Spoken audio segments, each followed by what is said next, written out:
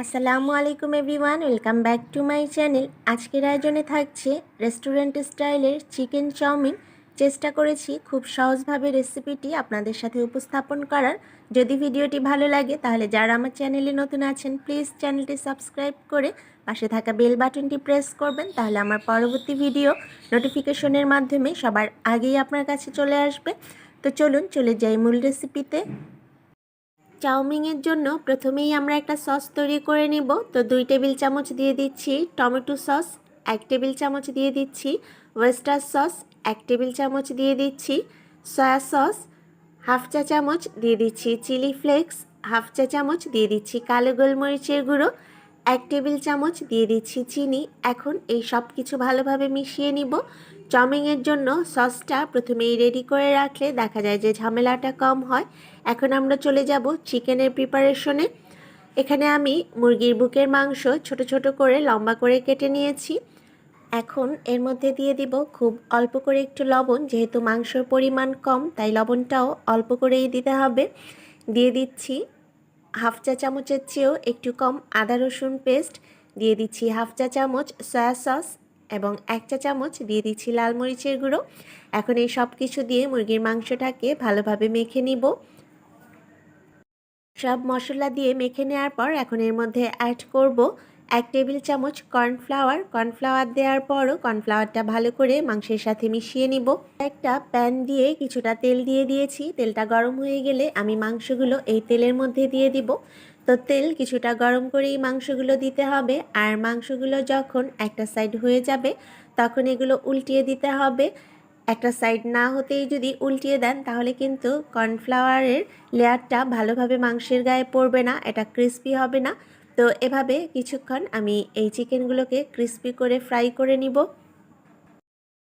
নুডলসটা আমি আগেই সিদ্ধ করে নিয়েছি। তো আপনাদের জন্য একটি টিপস হচ্ছে, যে কোনো নুডলস সিদ্ধর সময় যদি পানিতে একটু তেল দিয়ে দেন তাহলে কিন্তু নুডলসটা আর একটার গায়ে একটা লেগে যাবে না, এটা অনেকটাই ঝরঝরে হবে।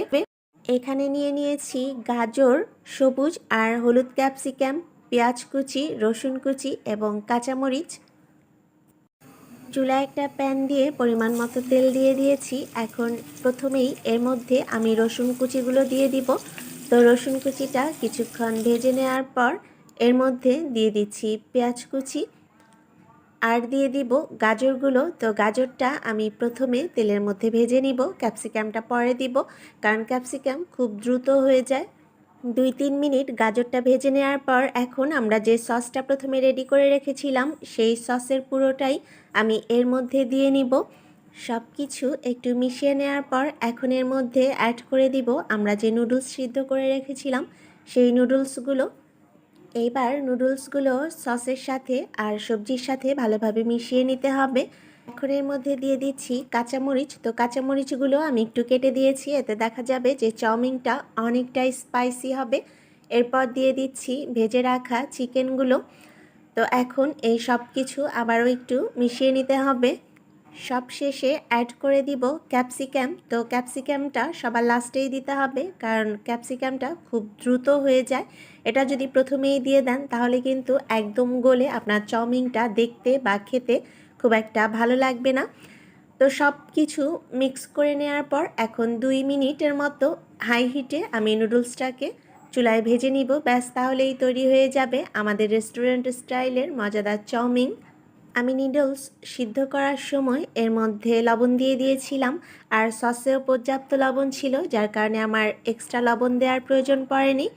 চুলা থেকে নামিয়ে চাউমিন আমি একটা ডিশে সার্ভ করে একটু সাজিয়ে নিয়েছি। তো ফ্রেন্ডস, দেখলেনই তো কত ইজিলি আমরা ঘরেই রেস্টুরেন্ট স্টাইলের চাউমিন তৈরি করে নিতে পারি। ছোট বড় সবাই খেয়ে কিন্তু অনেক পছন্দ করবে। আশা করছি রেসিপিটি আপনাদের সবার কাছে ভালো লেগেছে। যদি ভালো লাগে তাহলে প্লিজ এভাবে বাসায় ট্রাই করবেন এবং কেমন হলো আমাকে কমেন্ট করে জানাবেন। সবাই অনেক ভালো থাকবেন, সুস্থ থাকবেন। আল্লাহ হাফেজ।